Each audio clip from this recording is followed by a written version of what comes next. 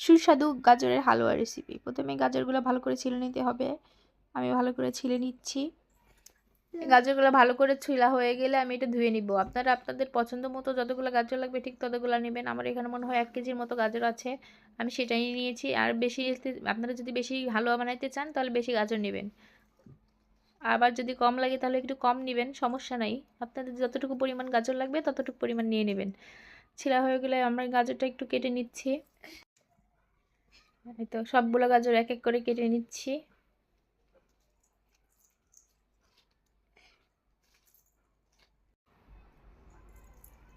ছুরির সাহায্যে ভালো করে কেটে নিচ্ছি। এই তো আমার সবগুলো গাজর কাটা হয়ে গেছে, এবার আমি এগুলোকে ধুয়ে নিব।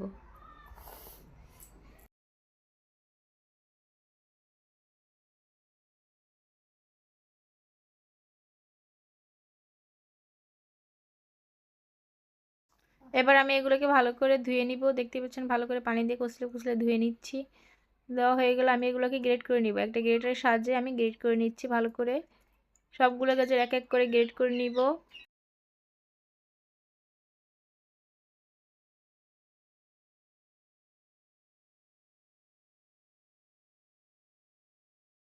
গ্রেট করা হয়ে গেছে, এবার চলে যাবো রান্না করতে। প্রথমে করে একটা এলাচ, দারচিনি, লবঙ্গ ভালো করে ভেজে নিয়েছি। এর মধ্যে আমি দিয়ে দিবে পুরোটা গাজর কুচি।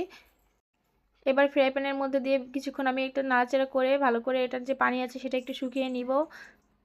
এতে করে আপনার রান্না করার মজা হবে, রান্নাটা খুব মজা হবে খাইতে। তারপরে দেখেন ভালো করে এটা আমি করে নিচ্ছি, ভেজে নিচ্ছি। ভেজে নেওয়া হয়ে গেলে এটার মধ্যেই চিনি দিব। প্রথমে এটার মধ্যে চিনি অ্যাড করলে কালারটা নষ্ট হবে না, তাই আমি প্রথমে এটার মধ্যে চিনি অ্যাড করে দিব।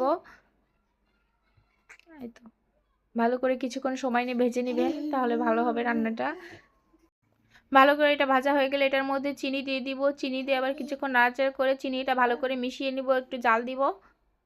আমার চুলার জাল কিন্তু এখন অন করা আছে। চিনিটা কিছুক্ষণ দিলে এটার মধ্যে কালার নষ্ট হবে না। আপনি যদি দুধ দেওয়ার আগে চিনি দিয়ে ভালো করে নাড়াচাড়া করেন তাহলে এটা নষ্ট হবে না। এই তো আমি দুধ আগে থেকে জাল করে নিয়েছি, দুধ জাল করে অনেকটা কমিয়ে নিয়েছি। এবার এটার মধ্যে কিছুটা দুধ দিয়ে দিব। আপনার আপনার পছন্দের মতো দুধ অ্যাড করতে পারেন, চাইলে আপনারা এখানে গুঁড়া দুধও ইউজ করতে পারেন। আমি যেহেতু আমার দুধটা জাল করে অনেকক্ষণ জাল করে শুকিয়ে নিয়েছি, তাই এটার মধ্যে আজকে গুঁড়া দুধ ইউজ করব না।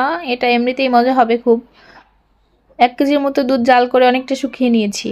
তারপর একটু নাড়াচাড়া করে ঢাকনা দিয়ে ঢেকে দিব। কিছুক্ষণ রান্না করার পরে হয়ে যাবে আমার গাজরের হালুয়া। এই তো ঢাকনা দিয়ে ঢেকে দিলাম। দেখেন কিছুক্ষণ রান্না করার পর আমার গাজরের হালুয়াটা একদম পারফেক্টভাবে হয়ে গিয়েছে।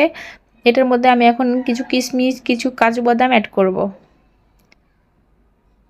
কিশমিশ, কাজু বাদাম অ্যাড করে আবার ঢাকনা দিয়ে ঢেকে কিছুক্ষণ জাল দিব, তারপরেই হয়ে যাবে আমার